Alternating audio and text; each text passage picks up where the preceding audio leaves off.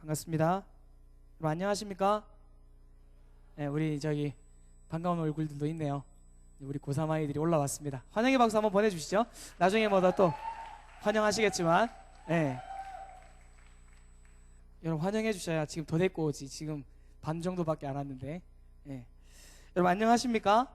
2014년 안녕하셨습니까? 안녕, 평화롭고 행복하다는 의미의 인사말입니다. 성경에는요, 하나님께서 도우셨던 순간순간들이 참 많이 나옵니다. 그 중에서도 여기까지 도우셨다라는 뜻으로 에벤에셀이라는 단어를 썼던 적이 있습니다. 패션 기업 이름 중에도 신원 에벤에셀이 있긴 합니다만, 이게 사실 개그 포인트입니다. 본문하고 상관없는 건데 안 듣고 계신 건 아니죠? 네, 이 단어는요, 사무엘이 블레셋과의 전투 중에 있었던 표현입니다. 하나님께서 우리를 여기까지 도우셨다. 이 말씀의 뜻은요, 여기까지 하나님께서 우리를 도우셨으니까 이젠 뭐 앞으로는 우리의 힘으로 살아야 된다, 그런 뭐 방관하는 자세의 그런 단어들이 아닙니다. 이 에벤에서는요, 여기까지 도우셨던 그 하나님의 역사를 보고서 앞으로도 동일하게 우리를 도우실 것이라는 미래지향적인 단어입니다. 사랑하는 희성청년부 여러분, 에벤에셀의 그 하나님으로 인해서 저와 여러분의 2015년이 안녕한 삶이 되기를 진심으로 축복합니다. 아멘이시죠? 네, 저도 정말 마음을 다해서 축복합니다. 그런데 이렇게 앞에 나와서 축복하면 이 축복들이 지금 당장 오늘 밤이라도, 아니 뭐 좀 인심 써서 최소한 한 달 안이라도, 1월 달 안이라도 좀 이루어지면 좋겠는데 현실은 어떻습니까? 그렇죠. 정말 치열한 삶을 여러분 살고 계신 줄 제가 압니다. 세상이라는 그 거친 파도 속에서 그리스도인으로 살아낸다는 것은 보이지는 않지만 그리스도인답게 살지 못하도록 부추기고 또 위축되게 만드는 그런 현실 때문에 그렇게 우리가 표현을 많이 하지요. 마음은 원이로되 육신이 약하다. 이런 위로로 하루하루를 그렇게 겨우겨우 살아야 될지도 모를 정도의 그런 치열함 때문에 우리의 삶은 매우 어렵습니다. 더 안타까운 소식은 우리들이 지내고 있는 현실들은 어디를 가든지 그대로라는 겁니다. 여러분 파라다이스를 찾아 떠나보셨죠? 어떻습니까? 그곳에는 그곳 나름대로의 또 영적 도전이 있습니다. 극단적인 예일지는 모르겠습니다만 여러분 신학대학교나 신대원 가면 성경에 파묻혀서 또 맨날 기도하면서 하나님과 깊은 교제 가운데 살 것 같죠? 지용 형제? 그럴 것 같죠? 이런 파라다이스를 찾아서 온 사람들이 실제로도 많습니다. 하지만 현실은 여러분 4인 가족이 70만 원도 채 안 되는 그 사례비로 생활을 해야 되고 버텨야 되는 그런 현실적 어려움이 있습니다. 알바를 하자니까 교회 사역이 다 걸리고, 그렇다고 해서 또 교회 사역을 내려놓을 수도 없고, 이런 숱한 어려움들, 고난 가운데서 우리에게 매번 선택이라는 과제는 인정사정 봐주지 않고 덤벼듭니다. 충분히 기도하고 고민하고 결정했지만 그 결과들이 유쾌하기는커녕 오히려 공경에 빠뜨리는 경우가 굉장히 많습니다. 죄를 짓고 그에 상응하는 벌을 받는 것은 상식적이라도 하지만 우리가 하나님 편에서 선택을 했을 때, 그렇게 했음에도 불구하고 고난이 오고 역경이 오고 주님 왜 저에게 이런 일이 지금 있습니까? 라는 이런 어려움들이 다가오면 정말 마음이 좀 속상합니다. 차라리 죗값을 치르는 거면 억울하지는 않지. 이건 하나님을 위해서 충분히 기도하고 결정을 한다고 했는데도 고난이 있고 핍박당하고 이러면 참 억울합니다. 이런 의미에서 오늘 본문은 우리에게 또다시 도전합니다. 고난이라는 그 파도 앞에 몸을 피하는 것이 우리들 인생에, 우리들 삶 가운데 그 본능들 중에 하나이긴 하지만 우리가 하나님 편에 서 있을 때 받는 그 고난들을 오히려 하나님을 더 친밀하게 느끼고 듣고 보는 그런 기회들로 삼으라는 그런 도전의 말씀이 오늘 말씀입니다. 사실 기독교는 고난 속에 태어났다고 해도 과언이 아닙니다. 고난 중에 있어 보지 않으면 기독교를 제대로 알지 못하는 것과도 같습니다. 기독교 변증가 C.S. 루이스가 이런 말을 했습니다. 고통은 하나님의 확성기다, 이런 표현을 했습니다. 믿음의 용기 있는 선택으로 다가오는 그 고난들은 하나님을 더 가깝게 느낄 수 있는 기회가 될 것이다 라는 뜻입니다. 오늘 본문은요, 아브람, 이 계명전이죠. 계명전에 아브람을 부르시는 장면이 나옵니다. 용기 있는 선택을 하면서 아브라함이 겪게 될 고난은 감히 가늠할 수 없는 그런 결과들이 있습니다. 하지만 믿음으로 순종하면서 그 길을 걸어간 아브라함의 모습을 우리들의 삶 가운데 투영시켜서 좀 볼 수 있기를 원합니다. 세상의 것과 하나님 것 그 사이에서 늘 고민하고 선택해야 하는 그런 결정들 속에서 오늘 본문이 도전이 되고 모험이 되기를 소망합니다. 오늘 본문 첫 부분에는요, 하나님이 아브라함에게 하신 첫 마디가 바로 가라 였습니다. 가라. 구약은 히브리어로 쓰여졌습니다. 이 히브리어는요, 문법적으로 이 동사 그 자체가 의미가 있습니다. 무슨 말인가 하면, 예를 들어서 오늘 이 가라라는 동사는 우리나라 말로 하면 뭐 앞에 이렇게 명사나 대명사가 붙어서 문장 형성되지 않습니까? 졸리시죠? 자, 우리나라 말은 뭐 이렇잖아요. 앞에 뭐가 붙잖아요. 너는 가라, 아니면 나는 간다, 뭐 아니면 너는 간다, 이렇게 앞에 명사나 대명사가 붙어서 문장을 형성하게 됩니다. 근데 히브리어는 글자 모양 그대로 놔두고 점 하나 찍거나 뭐 다른 기호들을 써서 뭐 너를 위하여 가라, 아니면 뭐 나는 간다, 너는 간다, 이렇게 표현이 된다라는 겁니다. 그래서 히브리어 성경을 보실 분도 혹 있을지 모르겠습니다만, 히브리어의 동사가 나오면 긴장하고 봐야 합니다. 이게 어떤 의미로 쓰여졌는지가 굉장히 중요합니다. 그러니까 히브리어는 동사가 굉장히 중요한 이 본문들입니다. 오늘 본문은 그러면 어떤 의미에서 쓰여졌을까요? 오늘 본문에 제일 처음에 나왔던 가라라는 이 목적격이 붙었습니다. 이 단어에는 목적격이 붙어 있습니다. 즉, 너를 위하여 가라라는 뜻으로 쓰여진 겁니다. 즉, 하나님께서 아브라함을 일부러 괴롭히려고 불러내신 것이 아니라 하나님께서 아브라함을 기본적으로 아끼신다라는 전제가 깔려 있습니다. 아브라함을 아끼셨고 사랑했기 때문에 아브라함을 위해서 불러내셨다라는 표현이 바로 이 가라라는 단어입니다. 그리고 1절의 계속을 보면 내 본토, 내 친척, 내 아비 집이라는 단어 보이시죠? 이 부분을 한마디로 말하자면 지금 현재 아브라함이 뿌리박고 살고 있는 여건들이라는 뜻으로 보시면 됩니다. 그리고 계속 보시면 아버지의 집이라고 나오는데요, 히브리어에서 이 아버지의 집이라고 하면 가족을 포함한 집에서 부리는 종들 모두를 포함해서 가리키는 말입니다. 그렇기 때문에 1절을 정리하면 이렇게 됩니다.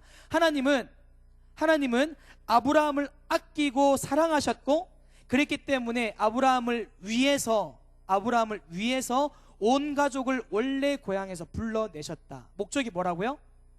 고난이 아니라 은혜입니다. 여러분들 삶 가운데 기도하고 선택한 것들로 고난 당한 적 많으시죠? 그 목적이 뭐라고요? 결국은 은혜라는 겁니다. 여러분, 과정 가운데 고난이 포함되었을 수는 있으나 그것이 목적이 아니라 하나님은 사랑하심이, 즉 은혜가 목적입니다. 그런데 문제는 출발지는 분명한데 목적지가 불분명하다는 겁니다. 일단 그 땅에서 나와서 하나님이 가라고 한 그 땅에 가라고 하셨는데 끝이 보이지 않는 겁니다. 뭐라고 하셨습니까? 내가 너에게 보여줄 땅. 보여준 땅이라고 하지 않고 보여줄 땅이라고 합니다. 무슨 의미입니까? 하나님께서 그 보여줄 땅에 대해서는 무한대로 가능성을 열어두셨다는 의미입니다. 이미 정해놓은 땅이 아니라 앞으로 하나님께서 더 정해주실 땅입니다. 오늘 아브라함에게 하신 명령은 결국 지금까지에 쌓았던 모든 것을 다 버리고 오로지 하나님께만 집중하라는 의미의 말씀이었습니다. 아브라함은 어떤 사람이었습니까? 아브라함은 고향에서 나름대로 돈을 좀 만지는 그런 사람이었습니다. 더군다나 당시 특수사업을 했기 때문에 사회적으로는 꽤나 성공한 사람으로 평가되었습니다. 그런 사람에게 그것을 버리고 따라오라, 이렇게 말씀한 거죠. 여러분, 코카콜라 회사 사장이 2명입니다. 제가 그렇게 들었습니다. 이 2명은요 절대로 차나 비행기 같은 이 교통수단을 같이 하지 않는다고 합니다. 똑같은 곳을 가더라도 따르게 이동한다고 이야기를 합니다. 그만큼 기술이 중요하다는 뜻이겠죠. 그런데 그 사람들에게 이제 너 할 만큼 했으니까 사직하고 전혀 다른 분야로 취직하라고 떠나라고 누군가 옆에서 말했다면 그 사장님이 코카콜라를 포기할 수 있겠습니까? 어려운 결정입니다. 아브라함도 동일한 상황입니다. 누구에게나 성공한 그 자리에서 하나님께만 모든 것을 집중하고 나선다는 것은 사실 굉장히 큰 모험이고 도전입니다. 여러분, 본인도 본인이지만 아내가 무슨 죄가 있습니까? 여러분, 아브라함의 아버지는 또 웬 날벼락입니까? 한순간에. 여러분, 하나님을 믿고 안 믿고는 우리들의 삶의 방향과 질에 지대한 영향을 끼칩니다. 그리고 믿되 얼마만큼 믿느냐에 따라서도 우리들의 삶의 방향과 질은 너무나도 많이 달라집니다. 나름대로 믿음의 선택을 한다고 했을 때 주어지는 고난들이 덜어 있습니다. 이런 고난들을 겪을 때 이 믿음이 아주 중요하다는 겁니다. 여러분, 기도하고 용기 있는 선택을 하셨습니까? 그렇다면 믿음이라는 안전벨트를 매셔야 합니다. 흔들릴 수는 있으나 하나님의 그 강력한 말씀이 우리들을 평안함으로, 안전함으로 우리를 이끌어 주실 거라는 그 믿음을 가지고 여러분의 선택 가운데 도전하셔야 합니다. 여러분, 다 2절을 보겠습니다. 2절, 3절은요 축복의 약속 부분이기 때문에 사실 신이 나는 부분이기도 합니다. 2절 전반부가 하나님께서 아브라함에게 하신 첫 번째 약속 부분입니다. 뭐라고 했습니까? 아브라함을 큰 민족으로 만드시겠다. 하나님과 약속 맺은 특별한 민족, 즉 나중에 이스라엘 민족이 아브라함을 통해서 나오게 될 것이라는 예고의 말씀입니다. 그리고 하나님께서 두 번째로 아브라함에게 약속하신 내용, 그 다음 뭐라고 되어 있습니까? 내가 너에게 복을 주리라. 복을 주리라. 이 부분은요 3절까지 연관해서 이어지고 있습니다. 하나님께서 아브라함에게 복을 주리라고 하신 것은 첫 번째 축복의 약속을 넘어서서 아브라함의 앞날을 전적으로 통으로 올 책임지시겠다는 약속입니다. 이 약속은 현실적으로 다른 사람들, 더 나아가서는 땅의 모든 족속들의 축복이 아브라함과 하나님이 맺는 이 관계 속에서 드러나는 것임을 알려줍니다. 그리고 2절에서 복을 주리라 한 다음에 2절 후반절에서 아브라함이 복을 받는 수준이 아니라 복 그 자체가 되게 하시겠다고. 여기서 끝이 아닙니다. 3절에서는 사람들이 아브라함에 대해서 어떠한 태도를 취하느냐에 따라서 그들이 복을 받을 것인지 그 반대가 될 것인지 결정된다고 말씀이 이어지고 있습니다. 심지어 3절 후반절에서는 땅의 모든 족속이 아브라함을 통해서 복을 받을 수 있게 되리라 말씀하십니다. 정리하면 이렇습니다. 대부분의 사람들은 흔히 아브라함만 독특한 지위를 누리게 하려고 하나님께서 아브라함을 부르셨다라고 생각을 하지만, 본문을 제대로 본 사람들은 세상 모든 사람들이 모두 하나님으로부터 복을 받도록 그 통로로 쓰기 위해서 아브라함을 부르셨다는 것을 알게 됩니다. 여기서 끝이 아닙니다. 이 축복의 사건은요 여러분 축복의 종결자로 이어지게 되는데요, 신약의 마태복음 1장 1절이요 함께 읽겠습니다. 신약의 마태복음 1장 1절 함께 읽겠습니다. 시작. 아브라함과 다윗의 자손 예수 그리스도의 계보라. 축복의 종결자 누구요? 예수님이요. 여러분, 예수님의 족보를 거슬러 올라가 보니 누가 나왔어요? 아브라함이 나오더라는 겁니다. 여기서 우리가 기억할 것이 있습니다. 하나님께서 우리도 아브라함과 마찬가지로 그의 일꾼으로, 그의 사람으로 부르셔서 보내셨다고 할 때, 이는 결코 우리들 자신만이 복되게 살도록 하려 하심이 아니라 우리를 통해서 다른 사람들이, 더 나아가서는 열방의 사람들이 복되게 하려 하심을 우리가 기억해야 합니다. 말씀을 맺겠습니다. 아브라함이 본을 보였던 선택의 용기를 우리가 오늘 바라보게 됩니다. 하나님은 오늘 우리에게도 그러한 선택들, 용기 있는 선택들을 요구하십니다. 아브라함이 모든 것을 내려놓고 하나님을 선택한 것처럼 우리도 용기 있는 선택을 하십시다. 지금 당장 여러분 부산으로 가라, 아니면 외딴 선교지로 가라, 이런 말씀을 드리는 것이 아닙니다. 여러분의 사소한 삶을 들여다 보십시오. 여러분 육두문자를 입에 올리면서 욕할 수밖에 없는 상황이 너무나 많지 않습니까? 하지만 하지 않는 것을 선택을 하는 겁니다. 학생분들 많으실 텐데 여러분들 공부하지 못할 상황들이 주변에 널브러져 있잖아요. 하지만 하나님이 아브라함을 위해서 아브라함을 불러내셨듯이 우리도 동일하게 부르시는 그 음성에 순종해서 오히려 그 널브러진 그 주변을 과감하게 포기하자는 겁니다. 또 모두가 배려하지 않고 격려하지 않고 사랑하지 않지만, 그래서 그렇게 하려고 한 나조차 뻘쭘해질 때가 한두 번이 아니지만, 우리는 오히려 그 뻘쭘함과 이기심을 버리는 그런 용기 있는 선택을 하자는 이야기입니다. 결국 우리의 용기 있는 선택의 목적은 섬김이고 나눔입니다. 우리가 하나님으로부터 받는 복이 크면 클수록 그 큰 복을 나누어 줄 책임이 우리에게 있습니다. 여러분, 한국 기독교 역사가 처음 시작될 때요, 우리나라의 총 인구는 2천만 명 정도였다고 합니다. 기독교인은 20만 명, 1%. 120년이 조금 지난 지금 총 인구는 우리가 5천만, 6천만 이렇게 얘기하는데, 기독교인은 잠정적으로 이렇게 했을 때 800에서 1000만.